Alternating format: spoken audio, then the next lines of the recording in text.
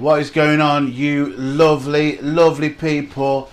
Thank you for tuning in. I am back with, as you have seen from the thumbnail, it is the world's oldest beer.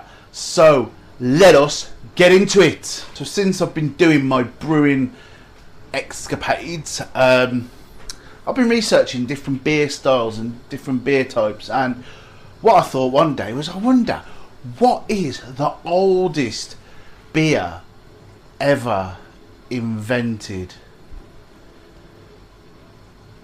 So I googled it and it come up with this hymn to Ninkasi, which was on the thumbnail, but I'll put it up there again as well. This recipe was a hymn to Ninkasi, which was the goddess of beer, apparently. So what happened was, I thought, let's brew it. Let's do it on that. Now, obviously, I'm making some additions and changes because obviously a 4,000-year-old recipe, you try and stay true to style as much as possible, but I'll tell you a little bit about it. So what they would do is they would make a bread using barley, and then what they would do is they would then mash that bread with water to get the sugars out of it. They would then add some dates and some honey to get some additional flavour and sweetness. But when researching it, this beer was very much like a porridgey type, because they never filtered it, so they had to drink it through straws. Now on the Pinter we can't do that, and even if I was kegging it I wouldn't do that either. So what changes am I making? I'm not making the bread. What I've got is I've got some grain. I've got some floor malted barley, and to just push the grain bill up a little bit, I've used some of my extra pale malt. So trying to stay true to the style with the floor malted barley to go in the mash. I'm just coming up to temperature, covering it at 46. I need a 67 degree mash. I do have some honey, and I have some date syrup. So what I'll let you know, so in there is, I don't know if I've already said this, if it is I'll cut this out, 500 grams of the floor malted barley, 600 grams of the extra pale malt, and what I'm going to do is I'm going to mash that for 60 minutes. I'm then going to boil for 60 minutes, and at flame out I will add 50 grams of the date syrup and 50 grams of the honey. What I'm then going to do is I've got half a sachet of WHC Bond left over from a previous brew. So what I'm going to do is I'm going to use that other half as my yeast. My gravity, I'm going to aim for about 1050 to 1052. And what I want is, at the end of this, I want this beer to be around 5% ABV. And what I'll do is I'll bring you along with me as usual. So the next thing you'll see is me adding the grain into the bag. I'm looking forward to this. I think I prefer doing brew in a bag, to be honest. But yeah, it's a bit of fun. Let us get into this.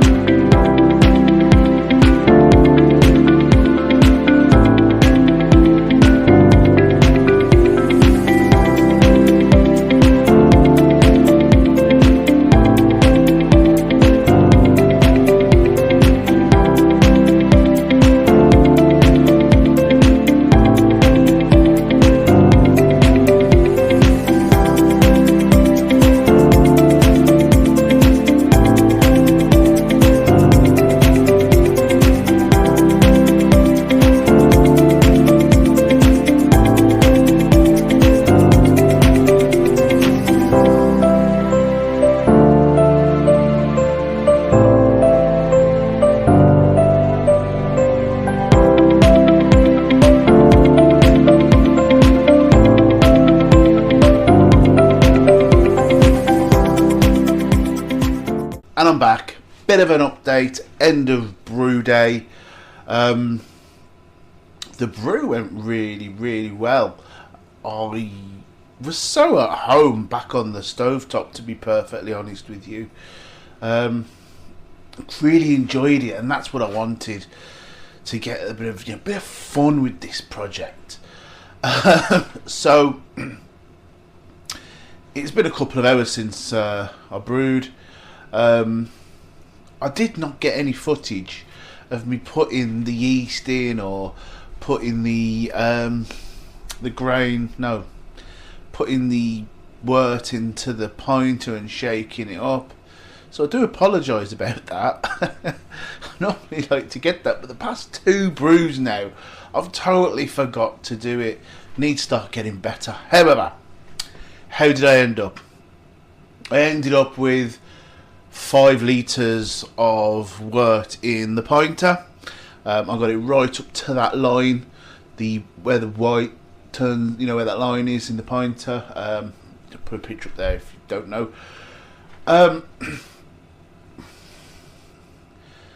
So a little bit less than I actually wanted in terms of liquid, but I got a gravity of 1050, which I think, I'm just going to get my notes actually. So I've been to get my notes. Yeah, the gravity that I was aiming for was 1050 to 1052, so I got my 1050. I'm hoping that will now go down to 1011. I forgot to put the pill in as well to track my fermentation, so I'm going to go old school on this one. I'm going to leave it fermenting for 9 days. I am then going to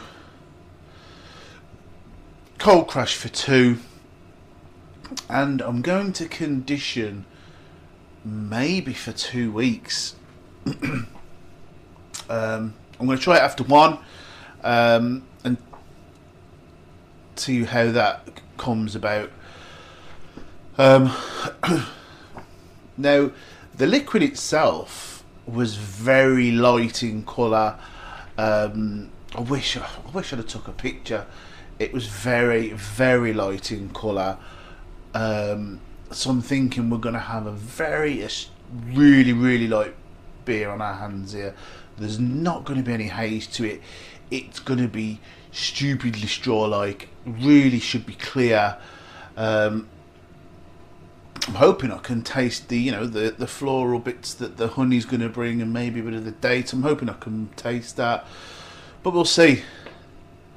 I'll see you in about 3 weeks, maybe. See you in a bit. So we have first crack Friday of the oldest beer in the world. The Ninkasi has been in the fridge for 2 weeks conditioning. I am hoping it's done its job. Like, obviously, it is not 100% true to style. And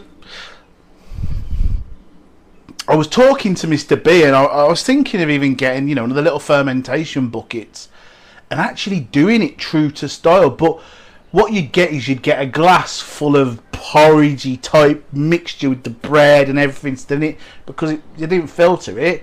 They just slopped it all in a glass and drunk it like that. So you'd be potentially drinking the beer and chewing on bread. However,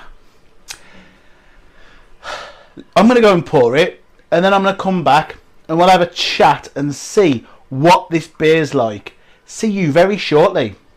So here she is. She's in the glass. She's very, very carbonated. Got a slight bit of haze to it. The head is almost non-existent. It's gone straight away. As I was pouring it, it was like fizzing, like I was pouring like a bottle of pop or something. And it still is. Don't know if you can hear that. I don't know if that's even going to work, but the head has gone almost instantly, right? But the bubs are still racing up there. Look at that.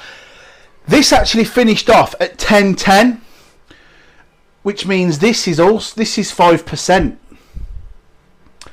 So, you know, the head's gone to nothing.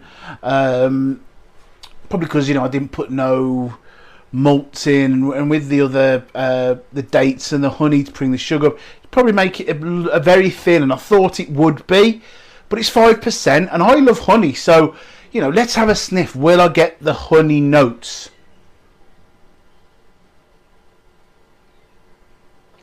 You definitely get a bit of honey backbone and a bit of malt.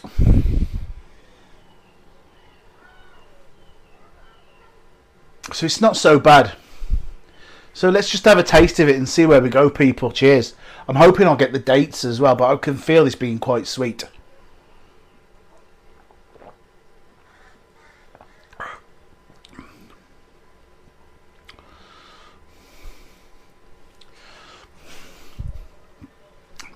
That is lovely. It is sweet. It feels more like a cider, to be honest with you. It's sweet. It gives you the maltiness, but then at the end you've got the dates and the honey at the back. That, you know, yes, it's got no head, but that is a triumph.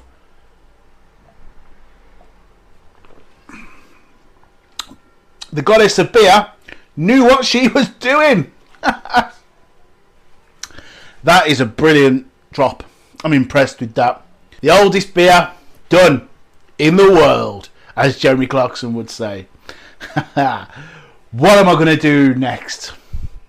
What I'm doing next is I'm going to, you know, these experimental batches, I'm really going to start getting into them. But what I'm going to do is I am going to ask ChatGPT to create me the best beer ever in the Pinter 3 and see what it comes up with, and then I'm going to brew it. But that will be coming next. This is fantastic. I am going to finish it. If you have made it this far and you have not subscribed so far, hit that button. Also, drop me in the comments, are there any weird or wonderful things that you think I should try? You know, I feel like I can do so much in these pointers. You know, Mr. B uses his pointers as almost like a cask and does trad stuff. I want to use them to experiment and see how weird and wonderful I can get in my brewing journey. So, the oldest beer, the best beer, the weirdest beer, you know, who knows? But the possibilities are endless. I'm going. Thanks for watching. Cheers to me. Cheers to you. Take care, you lovely, lovely people.